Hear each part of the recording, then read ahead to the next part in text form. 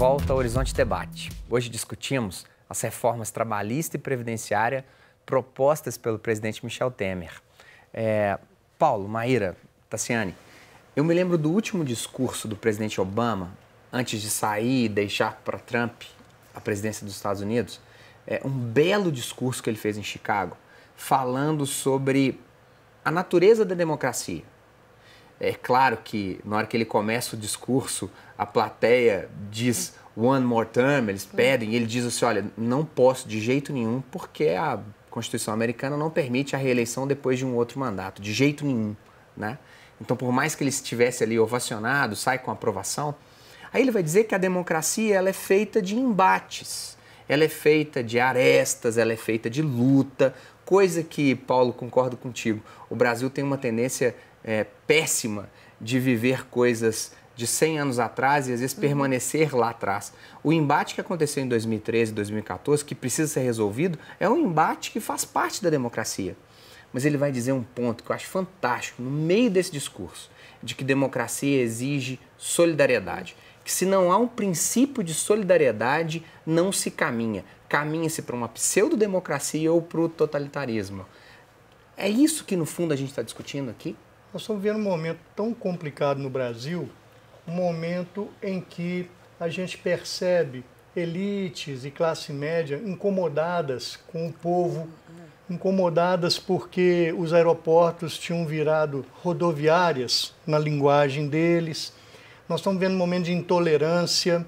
Então, nós estamos vivendo um momento muito perigoso, um momento em que a sociedade vai ficando muito dividida e a gente não pode afirmar quais seriam os rumos de uma sociedade muito dividida, com muito preconceito, com muita intolerância.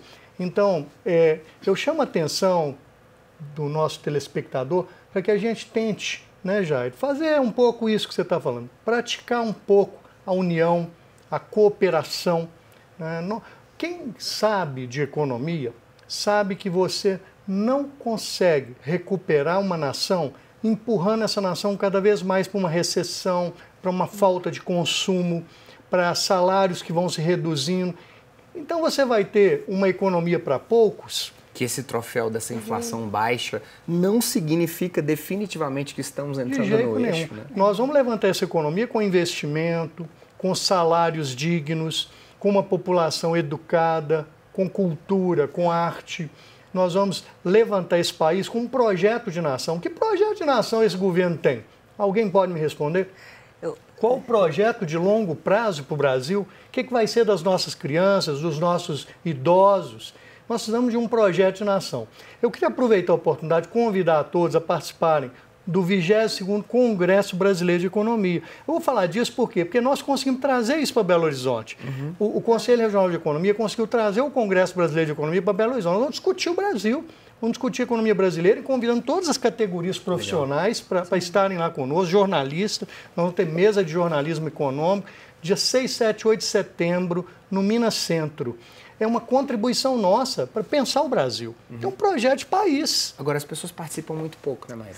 Olha, eu acredito, assim, que, na verdade, eu não acredito no mito do brasileiro cordial, não. Eu acredito que o brasileiro ele tem muita vontade de participação.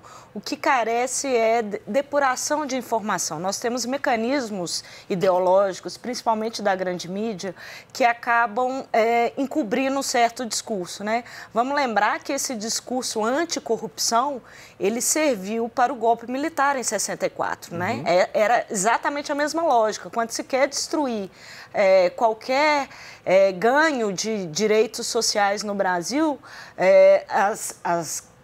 o grande poder, seja midiático ou econômico, recorre à grande chaga brasileira, que é a questão da corrupção, né?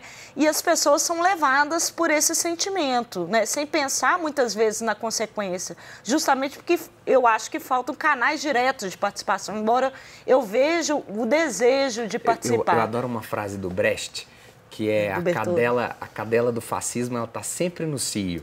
Então, nesse quesito, ela está sempre no cio. Não, e uma característica da sociedade brasileira que é muito triste, nós somos uma população linda, etnicamente diversa, mas as elites brasileiras não gostam dessa nossa característica. Sim. Então, toda vez que a ascensão do pobre no Brasil está vinculada a uma questão racial.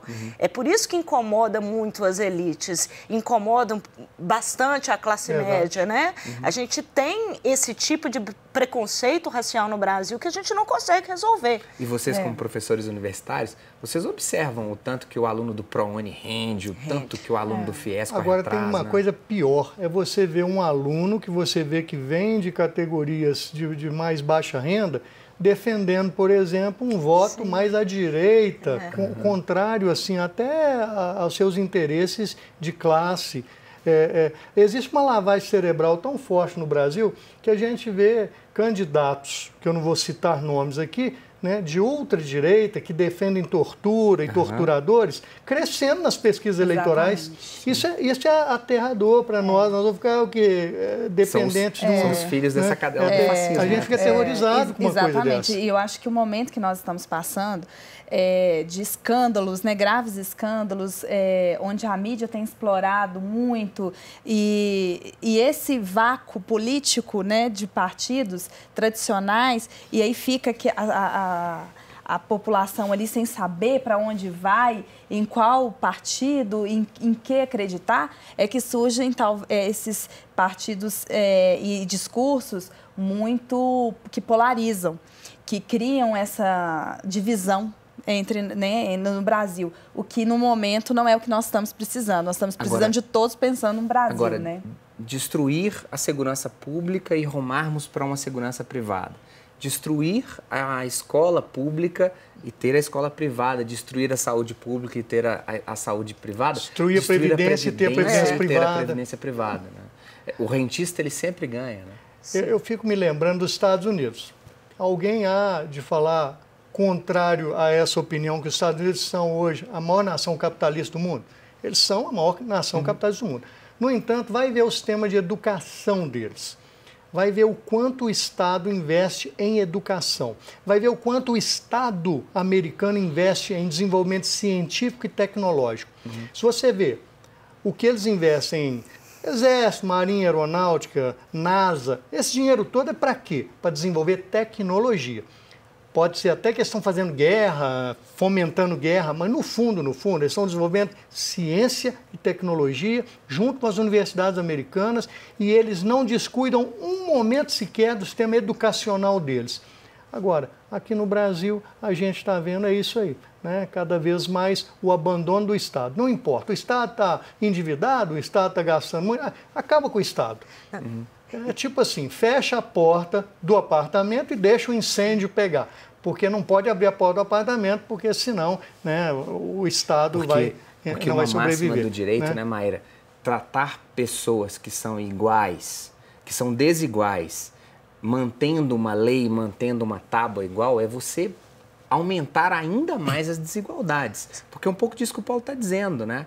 Estamos fazendo uma medida de pessoas desiguais para ser igual. Nessa hora a gente volta, acho que além do século XIX, a gente volta para o início da Revolução Industrial, lá das fábricas da Inglaterra, né? Sim, essa máxima do direito, né, que é uma máxima já mais recente, da virada do século XIX para o século XX, é parte da percepção que toda sociedade capitalista é uma sociedade competitiva. Então é necessário colocar as pessoas no mesmo ponto de partida para essa competição. E as pessoas não necessariamente estão no mesmo ponto de partida. Eu não posso querer exigir que um adolescente que mora na zona sul de Belo Horizonte, sempre estudou em colégio privado, ele tenha o mesmo ponto de partida de um menino que mora na periferia, na favela, que vive cercado pela violência e pela criminalidade e que não tem acesso a questões básicas como saúde, educação de qualidade. Maíra, Paulo, Tassiano, o que me incomoda muito são as pessoas que não querem nem discutir isso. São as pessoas que acham que o indivíduo tem que se virar, porque ele se virou talvez em uma outra condição. Agora é a hora de discutir, né, Jair? A hora de conversarmos, a hora de buscarmos uma solução. Qual o país que a gente quer? E todo mundo tem que opinar nessa pergunta e dar uma resposta, né? Porque hoje o que está acontecendo são decisões top-down, como, por exemplo, a reforma do ensino médio, por medida provisória, sem muita discussão com a sociedade, sem valorizar o que já existe. O Cefetes e Coltec são iniciativas que já funcionam há muito tempo. E você tenta fazer uma nova mudança que... E sem consulta à comunidade acadêmica, né? Porque um dos grandes problemas que a gente está tendo em relação ao Ministério da Educação é que a gente viveu uma fase de ampla consulta, nos últimos anos, ampla consulta à comunidade acadêmica, que é tecnicamente competente para opinar, não só ela, mas como toda a comunidade escolar e a comunidade universitária.